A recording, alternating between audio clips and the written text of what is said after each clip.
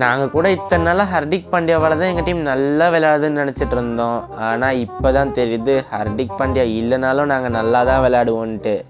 நீங்கள் இருங்க, உங்ககிட்ட அப்புறமா பேசிக்கிறேன். முதல்ல இவங்கள போய் கவனிச்சுட்டு வரேன். வெற்றி மீது வெற்றி வந்து என்னை சேரும், அதை வாங்கி தந்த பெருமை எல்லாம் சுமங்கிலே சேரும், குஜராத்தையும் சேரும். எப்பா உங்களுக்கு என்னதான்ப்பா பிரச்சனை? நம்ம டீம் ஜெயிக்க வேண்டிய மேட்சை தோத்து போயிட்டு இருக்கோம், அதை போய் கைத்தட்டி செலிப்ரேட் பண்ணிட்டு இருக்கீங்க.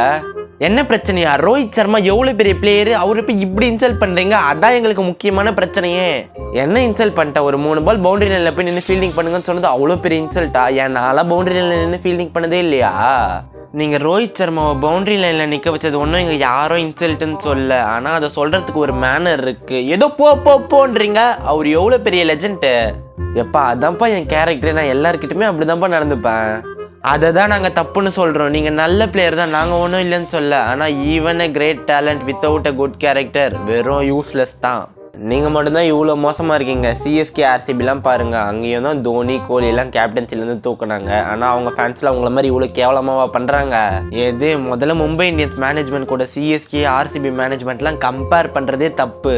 தோனி கோலியெல்லாம் சிஎஸ்கே ஆர்சிபி மேனேஜ்மெண்ட் ஒன்றும் கேப்டன்சிலேருந்து தூக்கலை, அவங்களே கேப்டன்சி வேணாம் தான் கேப்டன்சிலேருந்து விலகினாங்க. அதை முதல்ல தெரிஞ்சுட்டு பேசு.